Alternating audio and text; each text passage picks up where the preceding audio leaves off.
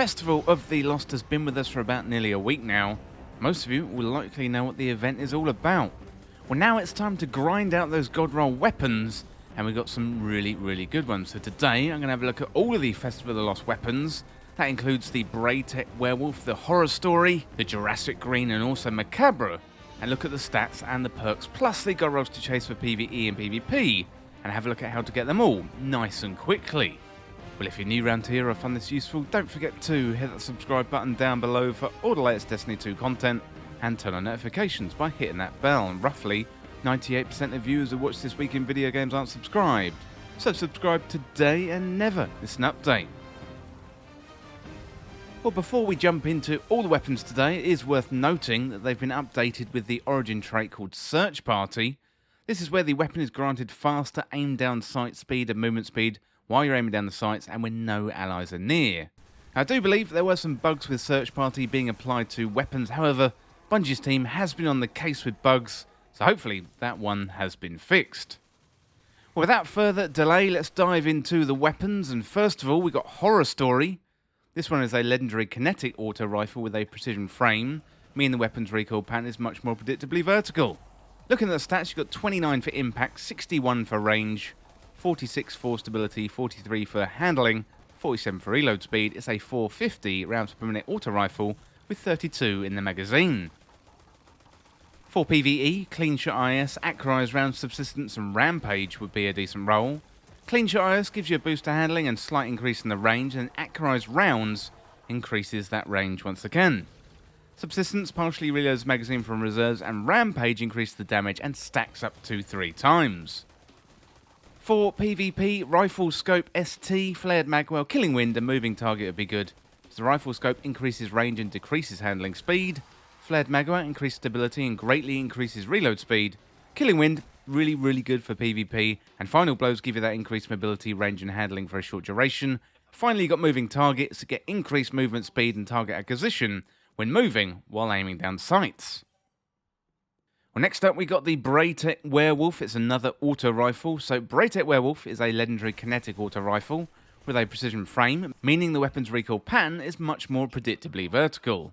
Looking at the stats, we've got 29 for impact, 72 for range, 47 for stability, 45 for handling, 48 for reload speed. It's a 450 rounds per minute auto rifle with 34 in the magazine. For PvE, Arrowhead Break, Appended Mag, 4 times the charm and Vorpal weapon would be a good roll. So Arrowhead Break greatly controls the recoil, and Appended Mag gives you more magazine size. 4 times the charm returns 2 rounds to the magazine when you rapidly land precision hits. Then you got Vorpal weapon to give you more damage against bosses and guardians in their super. 4 times the charm and Vorpal weapon work great together, making it a really good combo for PvE guardians. For PvP, on the other hand, Hammerforge rifling, ricochet rounds, dynamic sway reduction, and tap the trigger is a great roll. So Hammerforge rifling gives you increased range, always great in PvP for auto rifles. Ricochet rounds gives you even more range with bullets bouncing off hard surfaces too.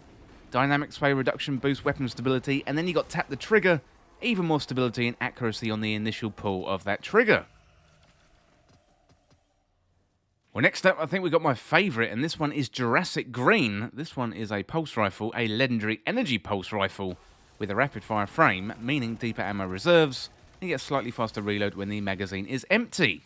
Looking at the stats, you've got 23 for impact, 34 for range, 47 for stability, 27 for handling, 34 for reload speed. It's a 540 rounds per minute pulse rifle with 35 in the magazine. For PvE, Corkscrew rifling, Appended Mag, Subsistence and Frenzy would be a decent roll. Corkscrew gives you increased range and stability and handling speed. An Appended Mag gives you a large magazine capacity boost. Subsistence partially reloads the magazine from reserves when you defeat targets, and Frenzy gives you increased damage, handling and reload when you are in combat. Another great perk for PvE is Incandescent, so given this one is a solar weapon, Incandescent is a go-to perk on solar weapons, and when defeating a target you spread Scorch to those nearby. More powerful combatants and opposing guardians cause Scorch in a larger radius. For PvP, small bore, high caliber rounds, Killing Wind and multi-kill clip would be good. Small bore gives you that increase in range and stability. Killing Wind is where final blows of the weapon increase mobility, range and handling for a short duration, and then multi-kill clip gives that increased damage upon reloading. Well, finally then, we've got the new one. This is Mechabre, and this one is a sniper rifle. It's a legendary energy sniper rifle with an aggressive frame, meaning it delivers high damage with high recoil. Looking at the stats, you've got 90 for impact. That is huge. 74 for range, 28 for stability, 26 for handling, 30 for reload speed. Say 72 rounds per minute sniper with 3 in the magazine. So for PvP, fluted barrel, accurized round, snapshot sights and opening shot would be good. So fluted barrel, greatly increase the handling speed and slightly increase stability. Accurized round, increase the range. Snapshot sights, you get faster time to aim down sights. And with opening shot, you get improved accuracy and range on the opening shot of the attack. For PVE, on the other hand, arrowhead break, tactical mag, triple tap and vorpal weapon would be good.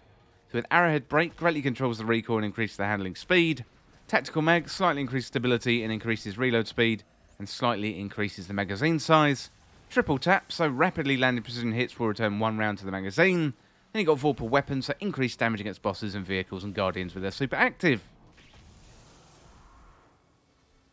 Well, next up, let's have a look at how to get the Festival of the Lost weapons. So to get these weapons, you have to take part in Festival of the Lost activities. They could drop as part of the rewards package from Haunted Sectors, and also packages from Eva Levante who you will find in the tower. So complete the introduction quest from Eva in the tower to get going with Festival of the Lost. Don't forget to put on that mask, that is really, really important.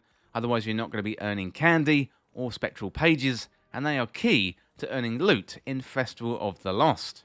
So completing Haunted Sectors is a great way to get all the weapons to drop, and Bungie is being very generous with the final chest in this activity.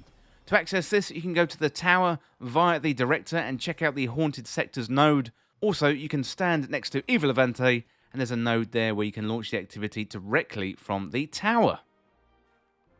Well, let me know in the comments what you think of the Festival of the Lost weapons, plus let me know your favourite roles. Well, that is it for this guide for the Festival of the Lost God Roll weapons in Destiny 2. And as always, thank you so much for watching or listening. For more Destiny 2 content like this, hit that subscribe button down below and subscribe to This Week in Video Games. Or you can check me out on Twitter at TWIVG Podcast. Enjoyed this video, found it useful, liking and sharing the video would really help me out. Otherwise, check out the other videos on the channel. Well, thanks again, and I'll see you soon.